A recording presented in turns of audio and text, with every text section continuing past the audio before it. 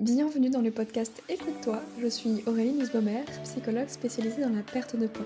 Dans ce podcast, on va aborder tout ce qui touche aux problématiques de poids d'un point de vue psychologique, parce que ma spécialité, c'est les freins et blocages inconscients qui vous empêchent de maigrir. Je vous souhaite une bonne écoute.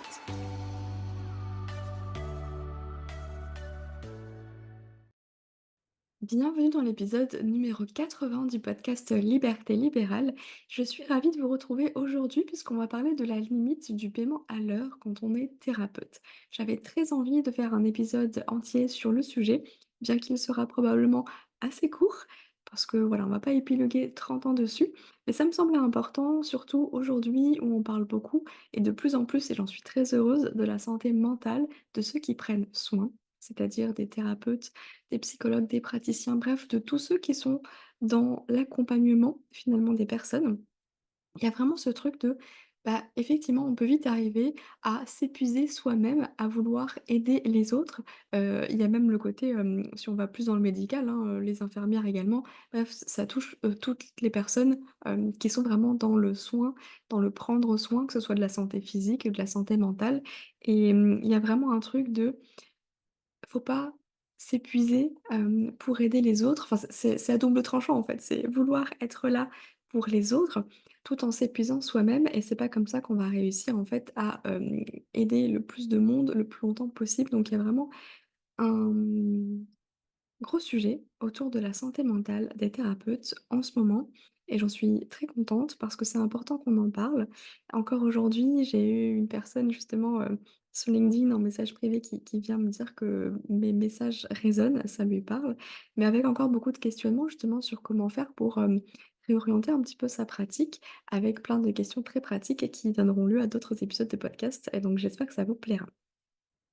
Donc vous l'avez compris, forcément quand on est thérapeute, en général le modèle classique c'est que, bah, on est soit en institution, soit en libéral et en gros, on reçoit des patients, bref on fait des consultations, donc en soi, on échange son temps contre de l'argent. Donc on est vraiment dans le modèle, du paiement à l'heure et aujourd'hui je voulais parler un petit peu des limites parce qu'on questionne jamais finalement ce modèle économique parce que c'est le modèle que l'on connaît tous, qui est socialement accepté c'est comme ça, en fait et puis, on l'a jamais vraiment remis en question et pourtant, beh, il y a des personnes pour qui se retrouvent un petit peu coincées dans ce modèle. Ça a été mon cas.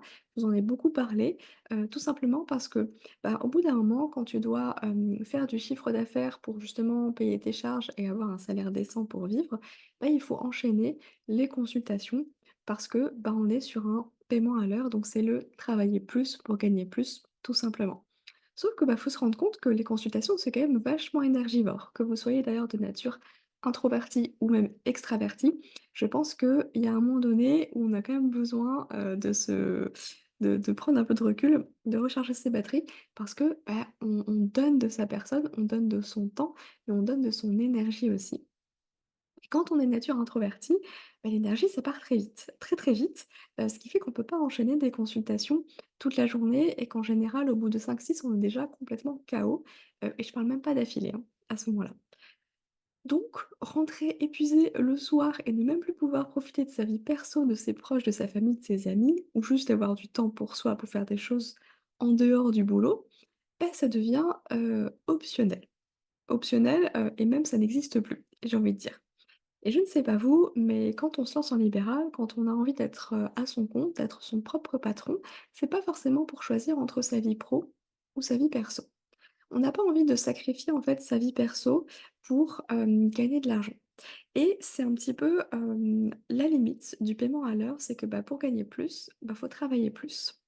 Sauf qu'on se retrouve vite confronté à, un conflit intérieur, un conflit même de valeurs, où quand on a envie d'être présent pour ses enfants, quand on a juste envie de prendre le temps de profiter de sa vie maintenant et de pas attendre la retraite comme j'aime le dire souvent, bah, on a un petit peu de mal entre, OK, est-ce que je choisis de prendre encore un patient sachant que je vais être, épuisée à ce moment-là? Ou est-ce que je choisis, bah, en fait, d'aller à ce cours de yoga, qui me fait terriblement envie? Bah oui, mais pour payer le cours de yoga, il faut bien de l'argent. Donc qu'est-ce qu'on fait? Bref, ce conflit, je pense qu'on est tous passés par là au bout d'un moment. Si vous m'écoutez aujourd'hui, c'est que c'est probablement très problématique et que vous avez envie de trouver des solutions à ce moment-là. Et j'avais envie d'aller un petit peu plus loin aussi dans cet épisode parce que, en fait, la limite du paiement à l'heure, ça peut impacter aussi littéralement, nos séances avec nos patients. La relation thérapeutique tout simplement parce que, bah, forcément, quand on est en libéral, il y a toujours ce stress financier. Hem, Quand on est face à un patient, bah, évidemment, on est, 100 avec lui. Mais on est aussi humain, donc ce qui fait que des fois on est fatigué, stressé et qu'on peut parfois être un petit peu dans notre tête aussi et penser que: «Ah ben, ouais, on a encore eu un SMS nous disant, qu'une séance a été annulée pour la fin de journée», donc bah, à quoi on pense en premier? Bah, effectivement, c'est une perte de chiffre d'affaires. C'est malheureux à dire, mais c'est une réalité. Je suis là pour, vous déculpabiliser aussi par rapport à ça, hein, parce que c'est normal de penser comme ça. Ça veut pas dire que on fait ça pour l'argent, hein, parce que sinon on aurait choisi un métier bien plus simple, sans prendre en compte, entre guillemets, «les gens». C'est pas le cas. Donc c'est important de se dire que, bah, effectivement, le stress financier que vont impliquer, ces consultations, ces paiements à l'heure, peuvent venir impacter la qualité de vos séances avec vos patients.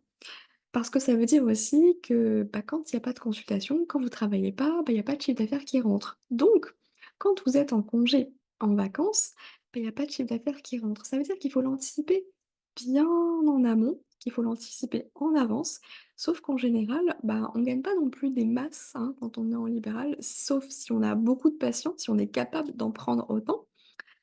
Et du coup, bah, forcément, ça s'anticipe, les congés. Et quand on n'a pas suffisamment d'argent pour mettre de côté, pour anticiper nos congés, bah, qu'est-ce qu'on fait? On n'en prend pas. On ne prend pas de vacances. Donc on tire un peu sur la corde, on s'épuise et du coup, bah, là aussi, la qualité de nos séances peuvent être affectées. Et puis il faut se dire aussi que les besoins varient. Et là, je passe du côté des patients. Les besoins des patients varient. Il y a des patients pour des mêmes problématiques qui vont avoir besoin de plusieurs séances, de temps et temps de séances et d'autres patients qui vont avoir besoin de soit plus, soit moins. Donc il y a une espèce d'inégalité aussi de ce côté-là. Ce qui veut dire que alors je vais un petit peu loin, hein, ça va peut-être vous titiller un petit peu et le débat est ouvert, mais c'est pour vous faire prendre conscience que, bah, le paiement à l'heure, c'est pas non plus forcément la solution, ni même la meilleure solution pour tout le monde, hein, parce qu'on parle pas que des avantages du côté des thérapeutes, on parle aussi, des avantages du côté du patient. Bah, faut se dire que, ben, pour un même problématique, ben, il y a un patient qui peut passer 1 an en thérapie et un autre qui peut passer 3 ans. Donc ça veut dire qu'en termes financiers aussi, c'est pas les mêmes moyens qui sont engagés de la part du patient. Je pose ça là, j'y reviendrai plus tard, et vous comprendrez pourquoi. Donc, il y a aussi cet aspect, comme je vous le disais tout à l'heure, des annulations de dernière minute, des lapins. Bah, mine de rien, ça, c'est quelque chose qu'on peut pas prévoir et il y a toujours comme une espèce d'épée de Damoclès au-dessus de nos têtes pour se demander où on va se demander à chaque fois: «Bah, est-ce que finalement je vais réussir à atteindre, un chiffre d'affaires correct pour payer mes charges, mon loyer et cetera, mais me payer moi aussi?» Donc bah, ça, c'est important de le prendre en compte parce que c'est un facteur que l'on ne peut pas prédire et que l'on ne peut pas maîtriser. Les lapins, les annulations de dernière minute, et cetera, et cetera. Et puis, il y a aussi un truc important dans lequel duquel on ne parle jamais finalement. Je parle pas très bien français aujourd'hui, je suis désolée pour cet épisode qui est un peu décousu. Je suis fatiguée, c'est peut-être ça. Hem, En fait, quand on est thérapeute et qu'on est en libéral, bah, il y a énormément de temps que l'on va passer à travailler où on n'est pas payé, on n'est pas rémunéré. Je pense notamment, bah, au temps de préparation des suivis. Ça peut être simplement le fait de reprendre ses notes avant d'accueillir notre patient, mais ça peut être aussi, de prendre des notes après notre consultation avec notre patient, mais ça peut être aussi, bah, les temps de formation continue. On va se former, que ce soit en présentiel, se former en ligne, lire des livres, des magazines cerveau et psycho, bref, plein, plein, plein, plein de choses comme ça. Alors on le sait, ça fait partie, hein, de notre métier, notamment quand on est psychologue, il y a une énorme part de formation continue. Mais ça, ben, c'est du temps important, nécessaire, que l'on doit passer, utiliser et pour lequel on n'est pas rémunéré. Donc bah, là aussi, ça pose problème. finalement. Et on peut pas augmenter nos séances, le tarif de nos consultations sous prétexte qu'il y a tout ça. C'est comme après endosser la casquette de chef d'entreprise où effectivement, bah, on va passer du temps à faire de la compta, mais on va aussi passer du temps à travailler sur notre visibilité et cetera et cetera. Bah oui, bah, on n'est pas payé pour ça et c'est problématique parce que du coup, ça veut dire qu'on passe beaucoup plus de temps à travailler sans être payé que de temps à travailler à être payé. Bref, parenthèse fermée, donc là, on a vraiment une certaine limite du paiement à l'heure et comme je vous le disais, on ne peut pas non plus augmenter les tarifs de nos consultations, éternellement parce qu'au bout d'un moment, on va se retrouver à une limite, à une réalité aussi économique qui est que, bah, déjà, aller voir un thérapeute, c'est pas donné à tout le monde et alors si en plus on est dans la gamme, entre guillemets, «la fourchette haute», bah, forcément, c'est pas tout le monde qui va pouvoir nous voir, hein. C'est à prendre en compte, ça veut pas dire que vous pouvez pas le faire, hein, là, on est bien d'accord. Donc c'est important d'avoir tout ça en tête et qu'est-ce qu'on fait du coup quand on se retrouve justement, confronté à cette limite du paiement à l'heure? Parce qu'on se retrouve épuisé, qu'on aurait besoin de temps pour soi, pour se reposer, pour sa famille et cetera. Mais qu'en même temps, bah, on ne peut pas, baisser son nombre de consultations parce qu'on sait que ça va entraîner une baisse de chiffre d'affaires et que ça, bah, on ne peut pas se le permettre parce que déjà, financièrement, c'était pas, la folie non plus. Donc, il y a un truc, que j'ai envie de vous partager, il y en a même 2. Un truc évident, si vous me suivez depuis un petit moment, mais on va commencer par, un élément qui est un peu moins évident. C'est que de plus en plus, notamment si vous êtes un peu sur Instagram, vous pouvez voir, des accompagnements qui se créent, notamment en ligne, dans le domaine du coaching et cetera et je pense qu'il y a des choses intéressantes à prendre de ce côté-là. J'ai moi-même fait ce choix-là. Je vais vous expliquer un peu tout ça. Au lieu de proposer des paiements à l'heure, il y a des personnes qui vont proposer des packs de séances. Par exemple, 3 séances, 5 séances avec un tarif avantageux pour que les personnes puissent prendre le pack plutôt qu'une séance one shot à ce moment-là. C'est intéressant, mais je pense qu'on peut pousser le truc encore plus loin. Parce que proposer des packs, effectivement, ça assure, bah, un certain chiffre d'affaires puisque on sait que la personne a pris tant et tant de séances, donc au moins on est rassuré pendant tant et tant de mois, de semaines, peu importe. Et puis, on sait aussi qu'on va pouvoir vraiment accompagner le patient sur ces temps donnés. Il y a moins de risques, bah, du coup, d'annuler ou de lapin à ce moment-là parce que, bah, la personne, elle s'est engagée, pas pour une séance, mais pour, 3, 5, plus de temps que ça. Donc, on a nettement plus le temps de travailler avec nos patients à ce moment-là sur une problématique. Mais là où on peut aller encore plus loin, c'est de proposer un accompagnement qui est vraiment long terme, qui est pensé pour amener la personne d'un point A à un point B. Donc, il y a une espèce de promesse de résultat, ou en tout cas d'amener tout ce qu'il faut pour que la personne puisse avoir ses résultats, que ce soit à la fin de l'accompagnement ou qu'elle ait tous les outils pour les avoir après. Cette transformation, ces résultats. Et ça, c'est le choix que j'ai fait. J'ai décidé du coup, bah, vous le savez, j'ai fermé mon cabinet maintenant il y a plus de 2 ans. 1 an? 2 ans? Je sais plus. Bref, fin 2022 et pendant un moment, je suis restée avec, dans un premier temps, la prestation de service pendant 1 an et puis après, j'ai vécu uniquement sur, mes programmes en ligne, sur les revenus de mes programmes en ligne et à côté de ça, j'avais envie de proposer tout de même du côté, de la perte de poids, donc dans mon activité de psy, des accompagnements sur cette thématique-là, des accompagnements individuels. Mais attention, c'était très cadré et très restreint, très limité. Parce que vous le savez, j'aime ma liberté et surtout, je ne peux pas prendre, trop de patients. Enfin bref, je m'épuise très, très vite. Même quand je vois du monde, hein, tout simplement, même si c'est pour aller boire un café, bah, ça m'épuise, hein, c'est comme ça.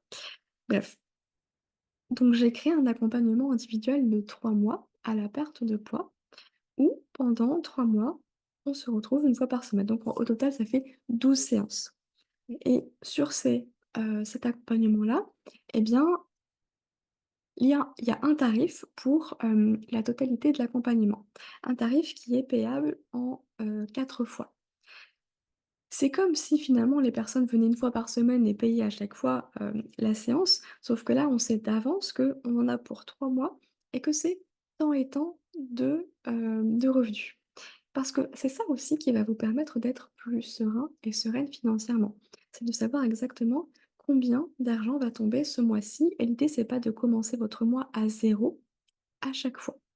Bien sûr, en libéral, on commence pas théoriquement notre mois à zéro parce qu'on a déjà des rendez-vous qui sont planifiés dans l'agenda. Mais imaginez que tous vos patients planifiés, là, ils annulent leur rendez-vous ou ils viennent pas. Et ben, ça vous fait quand même un mois à zéro. Bref, il n'y a aucune garantie.